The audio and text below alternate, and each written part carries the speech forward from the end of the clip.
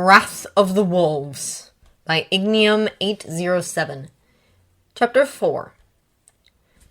From Jaskier's place on the floor, the tent wall rises sheer like a cliff, dark and imposing, made from fabric so thick no daylight filters through. There are new burn marks on his skin from the previous night. Kaer heated a poker in his fire until it glowed white hot and dragged it from Yaskier's knee to his hip. Dots along his shoulder blades made with fiery daggers. New bruises along his chest from Ideld, the brute. There's just no artistry in bruises. He's half mad with hunger by now. Or maybe the madness is from the pain, whichever it is, Yasker doesn't really care. That tent wall taunts him. It keeps him from seeing anything beyond his own prison, from smelling anything but his own blood. Yasker wants to see the flowers again before he dies. Just once. The day passes by in a haze of screams and lashes. Kaer has long since stopped asking questions. It's a struggle to focus, to pull himself back to earth and fight to live. Yasker is so tired. If he stopped fighting, would they kill him? Would it finally end? "Hold on, Yasker," Geralt said. That's his problem, isn't it? Yaskier can't let himself slip away because Geralt is coming for him. Geralt and Lambert and Eskel. They've had enough pain in their lives, those witchers. Broken and bloodied though he is, Yasker itches to protect them. Nothing would hurt them as much as losing him. It's a selfish thought, yes, but also a true one. Geralt sees his own death as no great loss. That's clear enough from how he throws himself into danger. But he treats Yasker like something precious. The best thing Yasker could do to protect his wolves is to protect himself. To survive. So Yasker closes his eyes against the pain and holds on. They attack at midnight. One witcher is stationed at each corner of the camp. Geralt takes the east, his eyes fixed on the tent in the camp's center. That's his goal. That's where they have Yasker. Every warm body between Geralt and that tent will die by his hand. But first, there is a plan to follow. Geralt's hand falls to the pouch at his belt. The bottles within clink against each other. One vial of dark purple liquid, 4 green spheres of thin glass, and a slim cylinder that pulses with magic. His veins already burned with witcher potions, eyes and veins dark as the night around him. The sentries are the first to die. Eskel scouted ahead and reported on their movements. The watched shift changes over every 4 hours, with 2 men stationed along each edge of the camp. They're lazy and careless, drunk on their own power, unsuspecting of an attack so far from enemy territory. Humans, blind in the dark. Geralt slides up behind the first guard and slits his throat with a dagger. He lowers the man's body to the ground in silence. The soldier's partner turns to ask him something and gets Geralt's knife between his eyes in answer.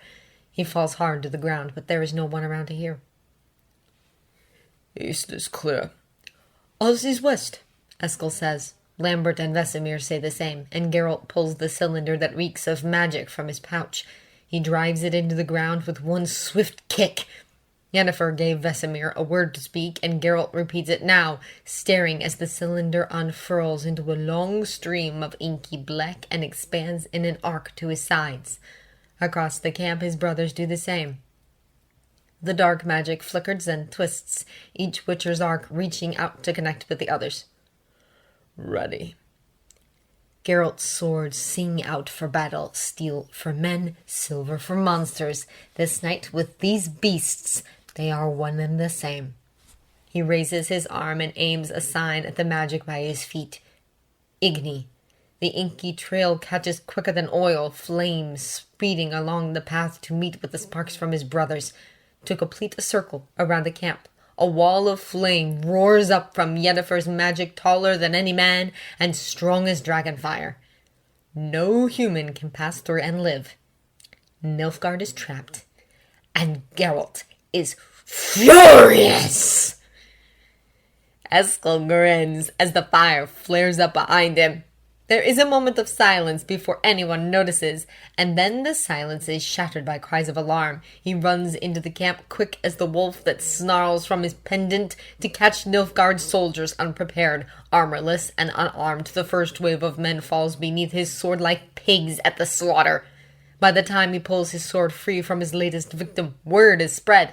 The fighters that approach Eskel are more wary, more prepared, but they swing their weapons with the confusion of men who are still half asleep and confused. He cuts them down too, with sharp strikes to the heart and neat slices across the throat. Eskel thinks of Yasker's agony, his memory's thick with it, and takes one soldier's head clean off his shoulders. Shouts echo through the empty night. Somewhere to his left, Lambert drives his sword through a man's knee. Bone crunches beneath steel, and Lambert laughs. A soldier lopes toward Eskel, his armor only half in place, his sword held up in a stance that Eskel could get past unarmed. So he does. He sheathes his sword on his back and darts forward. The soldier swings, but Eskel is already inside his defenses. Knocking the sword away, he drives his hand up into the man's chin. His head whips back, his neck snaps, and he falls to the ground, dead. Blood rushes past Eskel's ears, begging him for more. 3 soldiers approach him at once.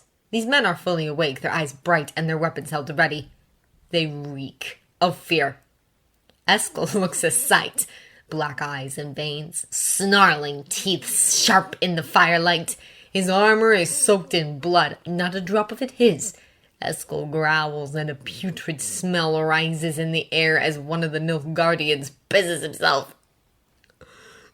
The Butcher of Blaviken, a soldier says. Eskel puts a blade through his throat. He ducks the next man's swing and brings his sword up hard. Steel rings out on steel. The second soldier comes up behind him, but Eskel is already moving, driving a dagger into the first man's abdomen before kicking the second one down. He whirls around. His opponent's weapon bites into the leather at Eskel's shoulder. It doesn't slow him down. Eskel uses the soldier's shock to pull him close and stab him clean through. There's blood in his hair, on his armor. It runs in rivers over the ground, soaking into his shoes and tainting the soil with death. Eskel doesn't care. He steps over the fresh corpses at his feet like one would step over piles of steaming crap. the Butcher of Blaviken. Not quite, Eskel says, but I am his brother. Yasker wakes to shouts of panic. Steel clatters outside the tent, weapons drawn from sheaths and armor pulled on in the dark. The smell of smoke tickles his nose. Even if Yasker had the strength to sit up and look around, the way his hands are tied to his ankles would prevent it. He contents himself with listening. A soldier bursts into the tent and salutes Kaer. Attack us, sir. We don't know how many, but they've surrounded us with fire. We can't escape. Oh. Fire? Attackers? No escape. A laugh bubbles up in Yasker's throat, and he lets it free. A sparkling, joyful sound against the tapestry of death outside. Oh, yes! His witchers are here. Yasker catches Kaer's gaze and says, "You're fucked." Geralt casts Igni on the remnants of a campfire, reveling in the panic of the soldiers as it flares to life before their eyes. 6 men circle around him. That's a lot, even for a witcher, but Geralt came prepared. He throws one of the green containers from his pouch into the fire. It explodes on contact, dousing Geralt and his opponents in a thin mist of poison. Deadly for a human, not for a witcher. The men clutch at their skin as it melts away. Geralt snarls and pushes past them, barely noticing the burn, like sleeping under too many blankets on a hot summer night. It disappears soon enough. He has lost track of his brothers in the fray, has nearly lost track of himself, it seems. Geralt does not know how many people have fallen beneath his sword, but he knows that it is not enough to quell the tide of fury rising in his blood. Blood has stained his white hair red, and still it is not enough. Acrid fear and putrid death hang heavy in the air, but through all of it, like the first rays of dawn, comes the scent of honey, sun, and wine. Joy. Yasker. Go, Vesemir orders. We will handle the rest. Geralt sheathes his sword and runs. Lambert whirls to face his new opponent with the manic gun. The expression slides from his face when he takes in the man before him. he sees red, feels the bruises on Yasker's skin like his own wounds, hears a slimy voice say, "Wake up, bud. I want you away for this." Ideld holds out a filthy dagger. Lambert snarls at him, rushes forward, grabs the pommel from his hand, and snaps the thing in half. Ideld's face pales. He dances out of reach and drops into a fighting stance, feet square, arms raised high. Lambert drops his sword. He will savor this kill. He will drain the light from this man's eyes and use it to fill the gaping hole that opens in his chest when he thinks of that dirty blade pressed against Yaskier's pulse. Ideld, the fool, throws a punch.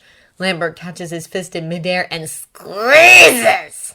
Bones grind to pieces in the vice of his grip. They break against each other and push through the skin until Idel's hand is a mutilated mess. Think if I cut off a finger, he'd shut the fuck up. Lambert drives his knee into Idel's stomach. Eskel, He thinks. look what I found. A rush of violent pleasure rushes through the bandit. Cut his cock off and throw it in the fire, His brother says. make him big. Lambert does just that. And when Ideld simpers and crawls like the swine he is, Lambert crushes his skull beneath his boot. Beyond the flaps of the tent, Kaer waits. The Butcher of Blaviken meets him there, steel in hand and cold, hard fury in his blood. His eyes fall to a form lying prone on the ground, burns and bites and broken bones, blood and bruises and blue, blue eyes. Yasker is tied down like an animal, flayed to the bone and far too thin, but his eyes are the same. I knew you would come, Kaer says. Do you like what I've done with him? Pretty little bird like that, I should have known you would sing. The sweetest screams you've ever heard, Witcher. There is trust in those eyes. No matter how much danger Geralt puts him in with monsters and princesses and fucking Nilfgaard, trust blazes in Yasker's eyes.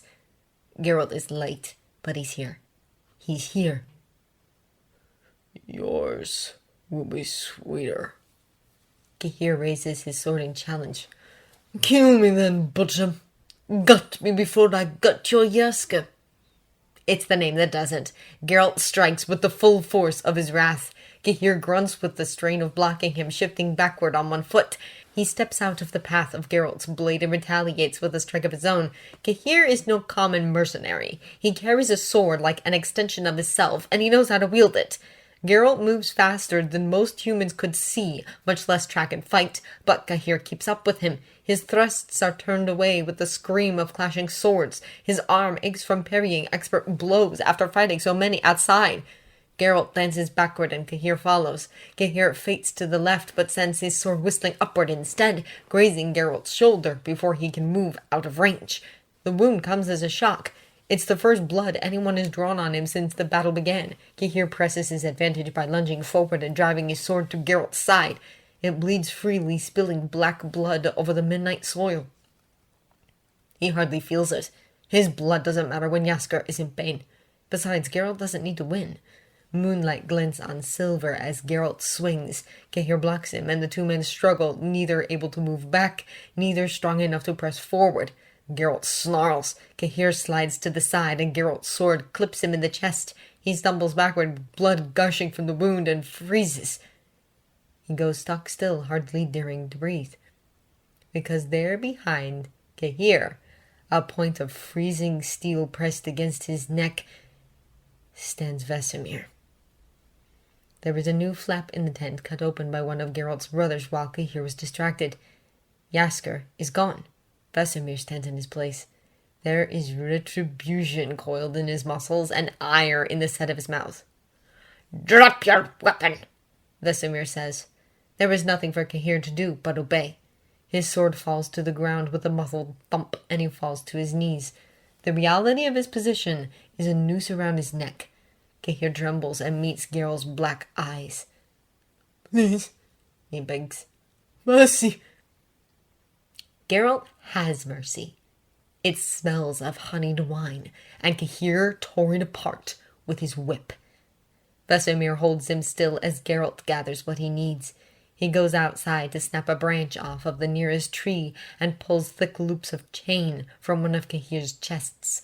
The broken branch is splintered at one end. Geralt takes the purple vial from his pouch and douses the wood with it, taking care to soak every crevice. With that done, he wraps the chain around Kaer's wrists. A blast of igni makes the metal glow, singeing flesh as the loops melt into a pair of cuffs. Nothing remains inside of Geralt except wrath. He takes the branch and drives it slowly into Kaer's abdomen.